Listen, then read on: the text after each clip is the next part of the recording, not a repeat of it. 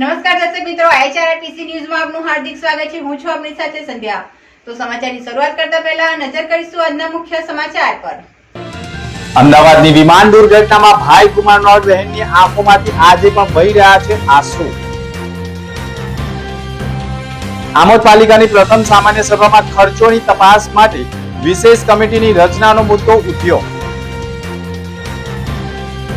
ભરૂચ જિલ્લામાં વધતી જતી મોંઘવારી મુદ્દે કોંગ્રેસ મેદાનમાં ભરૂચ સ્ટેશન નજીક વિરોધ પ્રદર્શન કરાયો।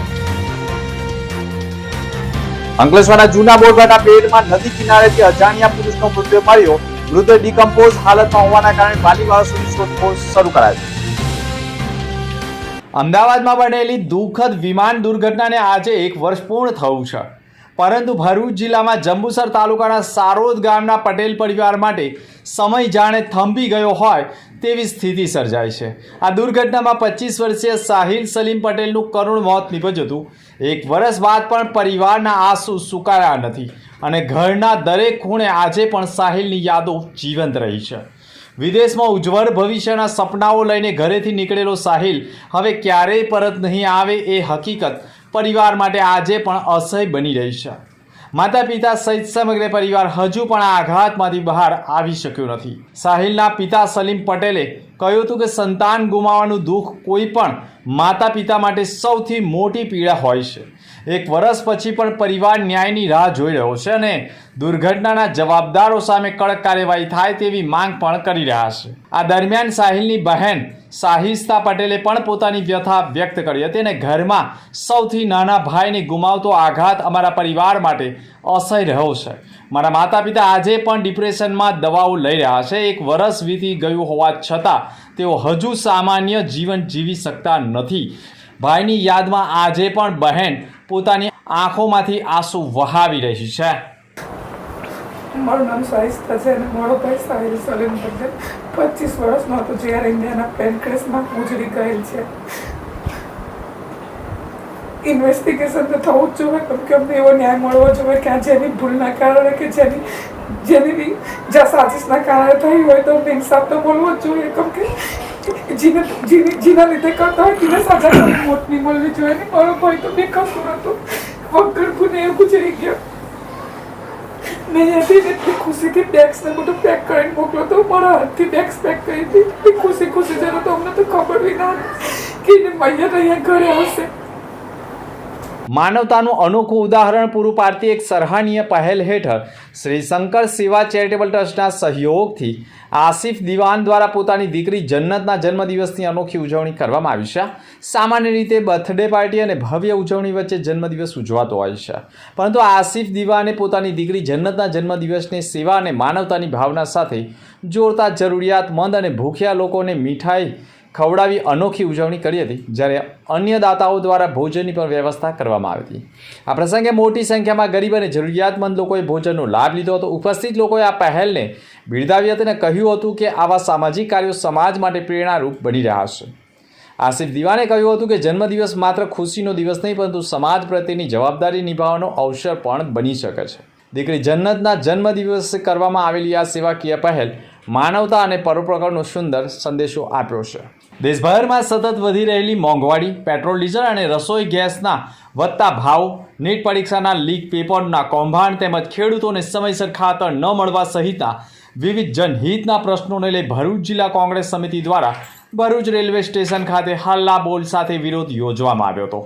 ભરૂચ જિલ્લા કોંગ્રેસ પ્રમુખ રાજેન્દ્રસિંહ રાણાએ પણ નેતૃત્વમાં યોજાયેલા કાર્યક્રમ દરમિયાન કોંગ્રેસી કાર્યકરોએ મોંઘવારીના વિરોધમાં અનોખી રીતે પ્રતિકાત્મક કાર્યક્રમો યોજ્યા હતા, જેમાં લારી ઉપર મોપેડ મૂકી વધતા પેટ્રોલ ડીઝલના ભાવોથી સામાન્ય જનતા પર પડી રહેલા આર્થિક બોજને ઉજાગર કરવામાં આવ્યો હતો।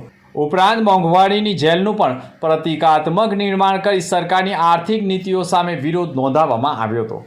કોંગ્રેસ આગેવાન રાજેન્દ્રસિંહ રાણાએ કહ્યું કે કેન્દ્ર અને રાજ્ય સરકારના શાસનમાં જીવન જરૂરી ચીજવસ્તુઓનો ભાવ સતત વધી રહ્યો છે, જેના કારણે મધ્યમ અને ગરીબ વર્ગના લોકોની હાલત કફોડી બની રહી ગઈ છે। રસોઈ ગેસ, ઈંધણ, ખાદ્ય ચીજવસ્તુઓ અને કૃષિ ક્ષેત્ર સાથે જોડાયેલા ખર્ચમાં થયેલા વધારાથી સામાન્ય પરિવારનું બજેટ ખોરવાઈ રહ્યું હોવાનો પણ આક્ષેપ લગાવ્યો છે। ગુજરાતમાં બાળકોમાં રહેલી કલાકૃતિને બહાર લાવવા માટે અનેક કાર્યક્રમો માટેના પ્લેટફોર્મો ઊભા થતા હોય છે। તેવું જ એક પ્લેટફોર્મ સુરત કોસંબા ખાતે પોપ્યુલર 2026નું આયોજન થતાં તેમાં વિવિધ કેટેગરીના કલાકારોએ ભાગ લેતા જુનિયર કેટેગરીમાં ભરૂચની 6 વર્ષની બાળકીએ પ્રથમ વિનર થઈને ભરૂચ જિલ્લાનું ગૌરવ વધાર્યું છે.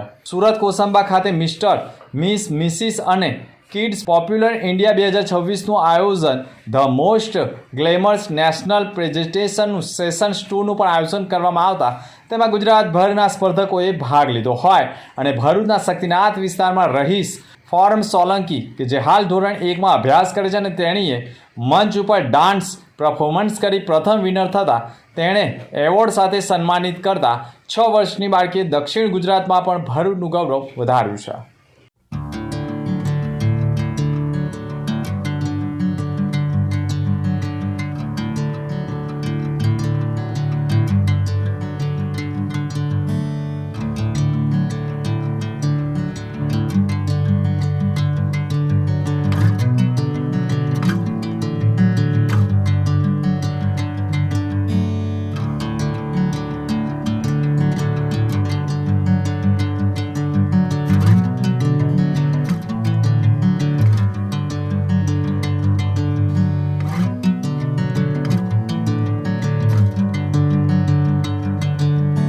Bring me into golden sunlight. If I'm going with you, I know we'll get to the other side. Sinking in, I know this feels right. Catching a breeze, love moving through me like a wildfire. Ekta education trust સંચાલિત એકતા વિદ્યાલયમાં notebook વિતરણ કરવામાં આવ્યું હતું, જેના sponsor Arvindsinh Rana રહ્યા હતા. રશીદભાઈ ખુશાલ અને શાળાના ટ્રસ્ટી શેખ હફીઝા હાજર રહ્યા હતા. આ કાર્યક્રમમાં નોટબુકનું વિતરણ મુખ્ય મહેમાન અરવિંદસિંહ રણા તથા અન્ય આગેવાનોના હસ્તે કરાયું હતું. મહેમાનોનું સ્વાગત એકતા વિદ્યાલયની ધોરણ 6 થી 8ની વિદ્યાર્થીનીઓ દ્વારા પ્રાર્થના ગીતથી શરૂ કરવામાં આવ્યું. આ કાર્યક્રમ દરમિયાન મુખ્ય મહેમાન એવા અરવિંદસિંહ રણાએ શિક્ષણમાં જાગૃત આવે એવું પ્રવચન શાળા વિદ્યાર્થીઓને આપ્યું હતું. એકતા વિદ્યાલયમાં આગળના વર્ષમાં ભણીને ધોરણ 10માં અને 12મા ધોરણમાં ડિસ્ટિંક્શનથી પાસ થઈને શાળાઓનું નામ રોશન કરનારા વિદ્યાર્થીઓનું પણ ટ્રોફી અને સર્ટિફિકેટ પણ સન્માન કરાયું હતું. અંકલેશ્વરના જૂના બોરભાઠા બેટ ગામમાં આવેલા તપોવન આશ્રમના નર્મદા નદીના કિનારે પાણીમાં તરતી હાલતમાં એક અજાણ્યા પુરુષનો ડિકમ્પોઝ હાલતમાં મૃતદેહ જોવા મળતા સ્થાનિક ખેડૂતો દ્વારા સામાજિક આગેવાન ધર્મેશ સોલંકીનો સંપર્ક કરવામાં આવ્યો હતો. ધર્મેશ સોલંકી અને તેમની ટીમ ઘટના સ્થળે પહોંચી મૃતદેહને જોતા તે ડિકમ્પોઝ હાલતમાં હોય અંકલેશ્વર સિટી એ ડિવિઝન પોલીસને જાણ કરતા પોલીસ કાફલો ઘટના સ્થળે દોડી આવ્યો હતો. મૃતદેહને પીએમ અર્થે ખસેડી અંકલેશ્વર ગડખોલ આરોગ્ય કેન્દ્ર ખાતે ખસેડવામાં આવ્યો છે અને વાલી વારસની શોધખોળ આરંભી છે. આમોદ પાલિકાની પ્રથમ સામાન્ય સભામાં ખર્ચોની તપાસ માટે વિશેષ કમિટીની રચના, વિકાસના મુદ્દાઓ પર મહત્વના ઠરાવો, ખર્ચોની પારદર્શક તપાસ અને વિકાસ કાર્યોને ગતિ આપવા પાલિકાનું પ્રથમ સત્ર મહત્વનું સાબિત થયું છે. આમોદ નગરપાલિકાના નવનિયુક્ત સભ્યોની પ્રથમ સામાન્ય સભા પાલિકા પ્રમુખ મહેન્દ્ર દેસાઈના અધ્યક્ષ સ્થાને પાલિકા સભાખંડમાં યોજાઈ હતી. સભામાં નગરના વિકાસ, વહીવટી કામગીરી અને વિવિધ જાહેર હિતના મુદ્દાઓ પર વિસ્તૃત ચર્ચા કરવામાં આવી હતી. તેમજ જરૂરી ઠરાવો પસાર કરી બહાલી આપવામાં આવી હતી. સભામાં સૌથી ચર્ચાસ્પદ મુદ્દો તત્કાલીન મુખ્ય અધિકારી પંકજ નાયક દ્વારા ગત સામાન્ય સભાની મંજૂરી તેમજ ત્રિમાસિક હિસાબોને બહાલી મળ્યા વગર કરવામાં આવેલ વિવિધ ખર્ચોનો રહ્યો હતો.